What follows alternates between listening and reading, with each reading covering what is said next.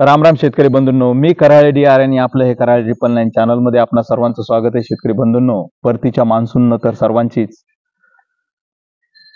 भयंकर अशी या पावसानं नुकसान केलेली आहे। आपल्या 36 जिल्ह्यापैकी जवळपास 34 जिल्ह्यामध्ये अतिवृष्टी सदृश्य पाऊस झालेला आहे। तर काही जिल्ह्यामध्ये ज्या शेतकऱ्यांचं नुकसान झालंय ते नुकसान भरून न निघण्यासारखे आहे। आणि ऑगस्ट मध्येही मी सांगितलं होतं की सप्टेंबर महिन्यामध्ये सर्वात जास्त पाऊस आपल्याकडे पडणार आहे आणि त्या अनुषंगाने सप्टेंबर महिन्यामध्ये हा पाऊस सर्व दूर धुमाकूळ घालत आहे। आज नवरात्र उत्सवाचे हे 9 दिवस आणि या 9 दिवसामध्ये सुद्धा आपल्याकडे पाऊस अधूनमधून काही ठिकाणी जोरदार तर काही ठिकाणी मध्यम स्वरूपाचा पाऊस पडतच आहे। परंतु उद्याच्या 24 तारखेला आपल्याकडे उघाड मिळेल।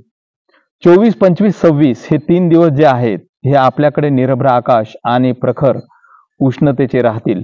परंतु हे एवढी उष्णता तापल्याच्या नंतर परत एकदा आपल्या राज्यामध्ये अतिवृष्टीचं सावट मात्र येत आहे।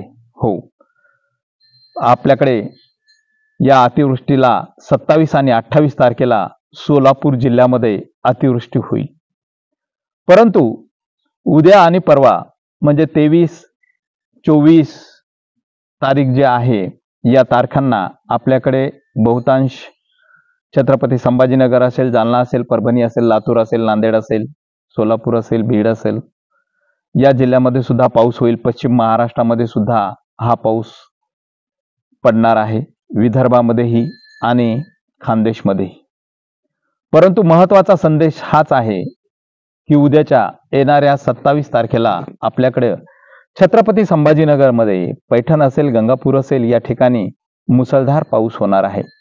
तसंच परभणी जिल्ह्यामध्ये सर्वच तालुक्यामध्ये जेमतेम मुसळधार हा पाऊस 27 आणि 28 तारखेला होणार आहे।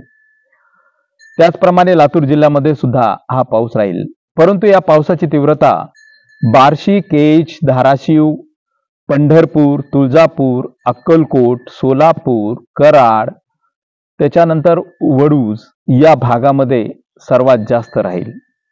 सोलापूर जिल्ह्यामध्ये बहुतांश क्षेत्र हे जलमय होणार आहे। 27 आणि 28 तारखेला हा पाऊस तेथे सर्वात जास्त राहील आणि हा पाऊस पुढेही असंच 1-2 दिवसाची उघाड मिळत ऑक्टोबरच्या 10 तारखेपर्यंत आपल्या राज्यामध्ये याचा प्रवास राहणारच आहे। तेव्हा शेतकरी बंधूंनो, हा संदेश तुमच्यासाठी तर दिलेला आहे। हा संदेश इतर शेतकऱ्यांना पोहोचवा व चॅनल सबस्क्राईब करा।